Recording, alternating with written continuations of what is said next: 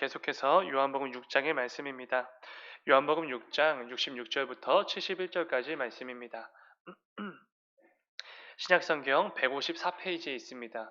요한복음 6장 66절부터 71절까지 말씀입니다. 다 찾으신 줄 믿고 우리 한 절씩 교독하고 마지막 71절 함께 읽겠습니다. 제가 먼저 읽겠습니다. 그때부터 그의 제자 중에서 많은 사람이 떠나가고 다시 그와 함께 다니지 아니하더라. 시몬 베드로가 대답하되 주여 영생의 말씀이 주께 있사오니 우리가 누구에게로 가오리이까.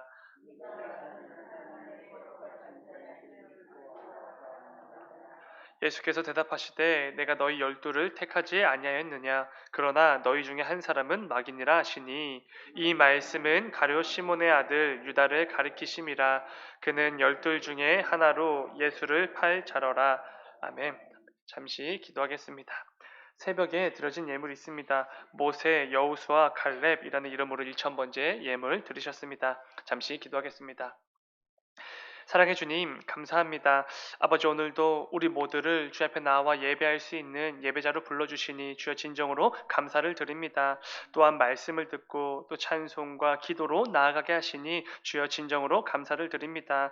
오늘도 이 예배를 통하여서 하나님께서 우리에게 들려주시길 원하시는 하나님의 음성을 듣게 하시고 또 찬양하고 또 기도로 부르짖으며 나아갈 때 하나님의 뜻을 분별해내고 우리의 삶 가운데 담아놓으신 하나님의 계획을 발견하는 이 귀한 새벽이 될 수 있도록 주님 인도하여 주시옵소서. 아버지, 오늘도 또 모세, 여호수아, 갈렙이라는 이름으로 이 예물의 기도 제목을 담아 또 예물을 드린 손길이 있습니다. 아버지, 그 가운데 담겨진 그 기도의 제목들 우리가 다 알 수는 없사오나 하나님께서 다 아시는 줄 아오니 주님께서 이 예물에 담긴 그 귀한 기도 제목들 주님 속히 응답하여 주시고 또 그 가운데 이 손길에 담긴 그 소원함을 주님 인도하여 주셔서 그 가운데 하나님께서 응답해 주시고 역사해 주심을 아버지 마음껏 맛보는 이 귀한 예물과 기도 제목들 될 수 있도록 주님 인도하여 주시옵소서. 아버지, 오늘도 계속해서 봄 대신방이 이어집니다. 아버지, 그 가운데도 함께 해주셔서 이 신방을 통하여서 하나님의 말씀과 또 신방 대원들을 통한 그 위로와 그 전달되어지는 그 힘이 가운데 그 오늘 신방을 받으시는 각 가정에 꼭 필요한 말씀이 되게 해주시고 위로와 힘이 될 수 있도록 주님 인도하여 주시옵소서. 아버지, 또 계속해서 하나님께서 우리 교회 가운데 허락해 주신 여러 가지 행사와 또 계획들이 진행되고 또 준비 중에 있습니다. 아버지, 그 가운데서도 함께 하시고 이를 통하여서 하나님의 영광을 위해서 더욱더 귀하게 쓰임받는 우리 모든 성도들 이 교회가 될 수 있도록 주님 인도하여 주시옵소서. 주님 감사합니다. 거룩하신 예수님의 이름으로 기도드렸습니다. 아멘. 우리 함께 읽은 말씀을 가지고 너희도 가려느냐 이런 제목으로 함께 말씀을 나누도록 하겠습니다. 오늘 본문은 시작부터 굉장히 안타깝고 참담한 이야기로 시작이 됩니다. 66절은 이렇게 시작합니다.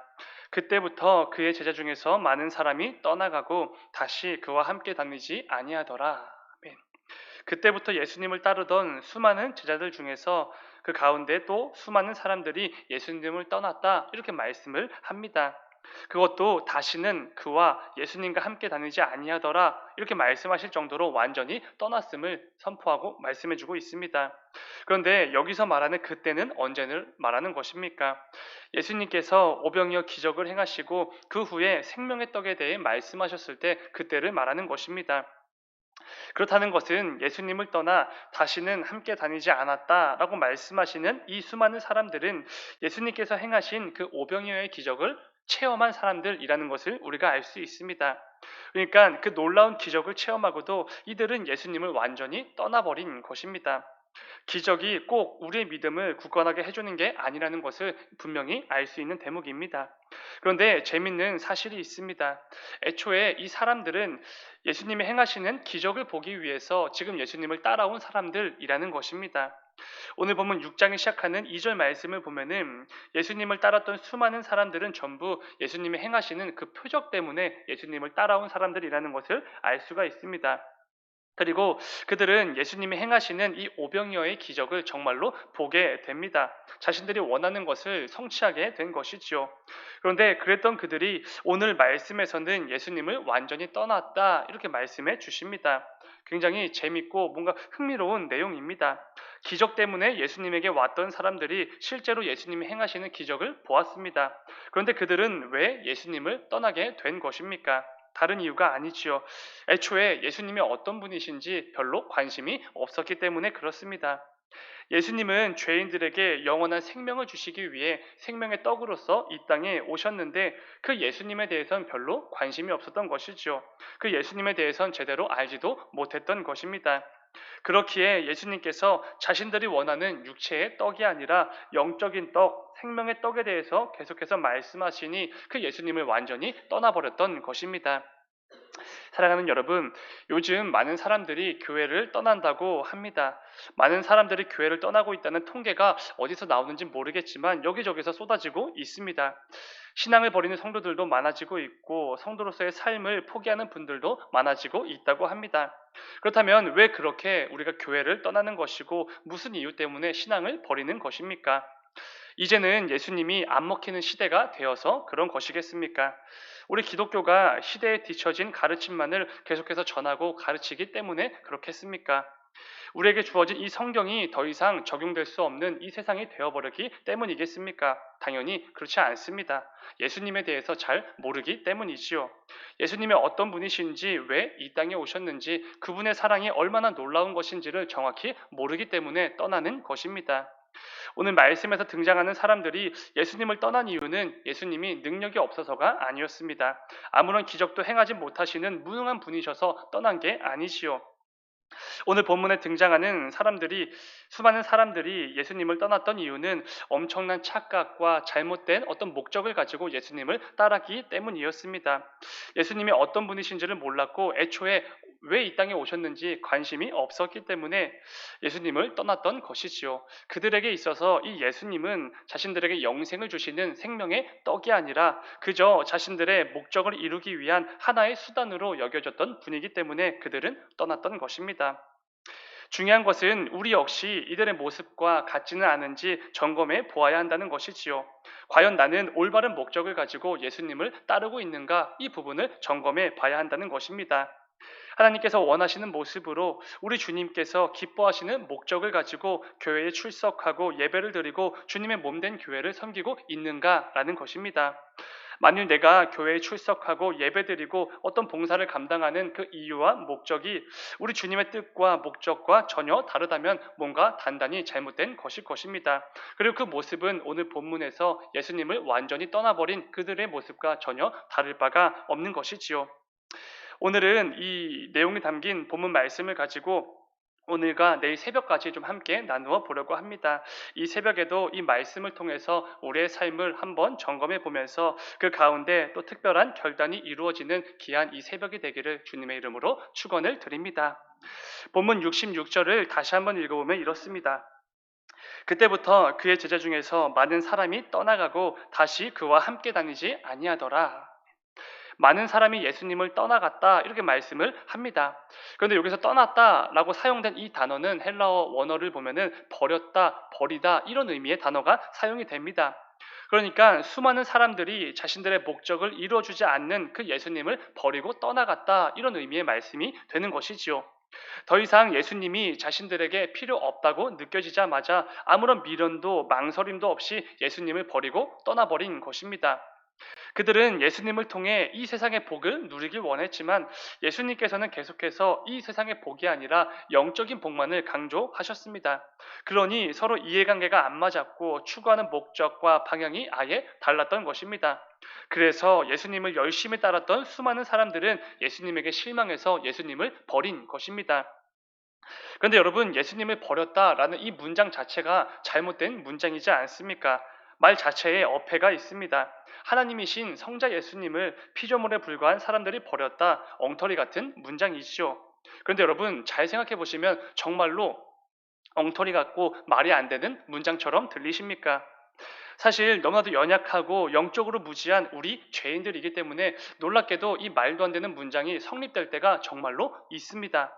내 마음과 목적이 예수님의 말씀과 가르침과 맞지 않는다고 해서 우리 역시 이 세상 역시 예수님을 버리고 예수님을 떠나는 이런 말도 안 되는 일들이 정말로 이루어지는 것이지요. 그런데 우리 주님께서 그렇게 자신을 버리고 미련 없이 떠나버리는 자들을 보시면서 남은 제자들을 향해서 뭐라고 말씀해 주십니까? 이어지는 67절을 보면은 이렇게 말씀하십니다. 예수께서 12제자에게 이르시되 너희도 가려느냐? 이런 말씀인 것이지요. 얘들아, 너희도 저들처럼 나를 버리고 떠나가려느냐? 이렇게 물어보시는 것입니다. 저는 주님의 이 질문이 참 씁쓸하고 마음이 아팠던 부분이었습니다. 여러분 한번 생각해 보시기 바랍니다. 이렇게 물어보시는 우리 주님의 마음이 어땠을지를 한번 상상해 보시기 바랍니다. 무슨 심정으로 이런 질문을 하셨겠습니까? 자기들이 원하는 기적을 행할 때는 마치 자기들의 임금으로 삼을 것처럼 굴더니 예수님 없이는 큰일 날 것처럼 예수님 없이는 절대로 안 될 것처럼 굴던 그런 사람들입니다.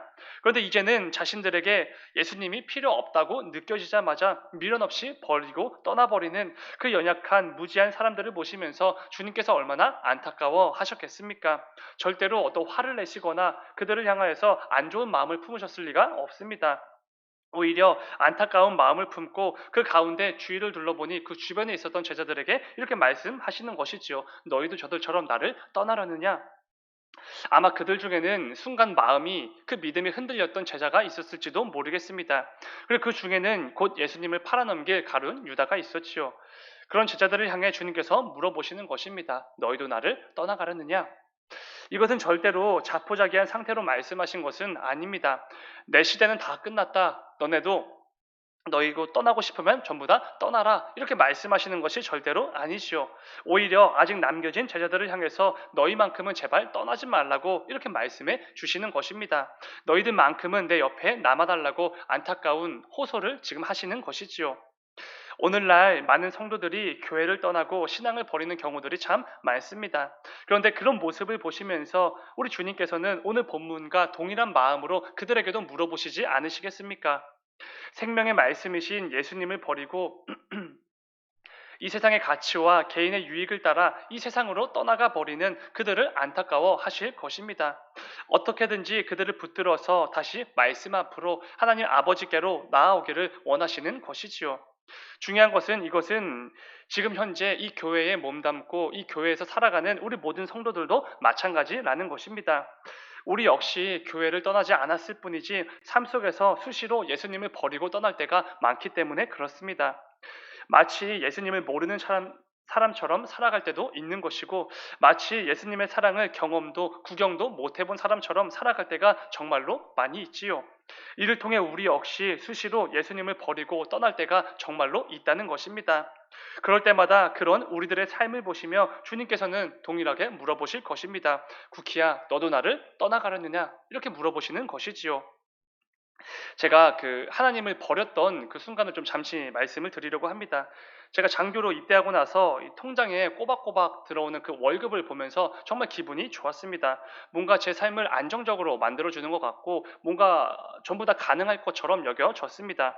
처음에 500만 원이 모였을 때는 너무나 기뻤지요. 그리고 1000만 원이 쌓였을 때는 정말 감격스러웠습니다.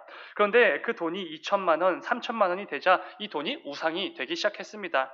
이렇게 돈이 계속 쌓이자 제가 가장 먼저 버린 게 무엇인지 아십니까? 바로 하나님이었습니다. 하나님을 제일 먼저 버렸습니다. 지금 생각해도 참으로 두렵고 무지하고 어리석은 모습이지요. 25년 동안을 이 교회라는 울타리를 한 번도 벗어난 적도 없고 하나님을 향한 예배를 빼먹은 적도 없습니다. 11절을 떼먹은 적도 없지요. 늘 하나님을 경외하며 살아왔는데 불과 몇 개월, 몇 년 사이에 이렇게 된 것입니다. 하나님을 버렸고 예배를 안 드렸고 11조를 도둑질했습니다. 저는 정말로 그깟 돈 때문에 창조주 하나님을 버렸던 사람입니다. 왜냐하면 그때는 정말로 하나님 없이도 잘 살아갈 수 있을 것만 같다는 어떤 확신이 들었기 때문에 그렇습니다. 돈 때문에 이 하나님의 필요성을 더 이상 느끼지 못했기 때문에 곧바로 미련 없이 이 신앙을 버렸던 것입니다.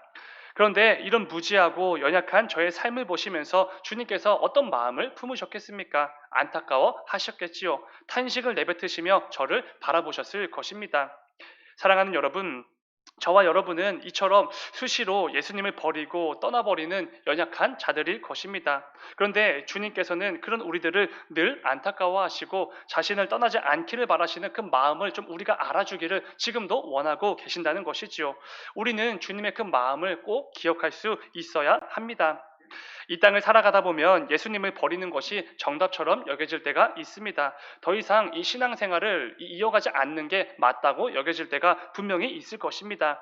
그러나 그때마다 연약한 나를 여전히 바라보시고 안타까워하시는 그 주님의 마음을 기억하시길 바랍니다. 어떤 상황에서도 주님을 버리고 떠나는 이 어리석은 모습이 우리에게는 없기를 원합니다. 이를 통해 우리의 삶 가운데 예수님을 버리고 떠나고 싶은 그 모습들이 불쑥 튀어나올 때마다 다시 마음을 다잡고 주님 앞으로 나아오는 이 귀한 은혜가 저와 여러분들에게 반드시 있게 되기를 주님의 이름으로 축원을 드립니다. 잠시 기도하겠습니다. 사랑하는 주님, 오늘도 주신 말씀을 붙들고 또 삶으로 나아가게 하시니 주여 진정으로 감사를 드립니다. 늘 예수님을 버리고 떠나려는 어리석은 우리들의 모습을 긍휼히 여겨주시고 언제나 나를 바라보시며 또 함께해 주시는 그 주님이 여전히 살아계심을 잊지 않는 우리가 되게 하여 주시옵소서. 이를 통해서 늘 어떤 상황에서도 끝까지 주님을 따르는 이 귀한 삶을 살아낼 수 있도록 붙들어 주시옵소서. 오늘 하루도 그런 복된 삶을 살아가는 우리 모두가 될 수 있도록 주님 인도하여 주시옵소서. 주님 감사합니다. 거룩하신 예수님의 이름으로 기도드렸습니다. 아멘.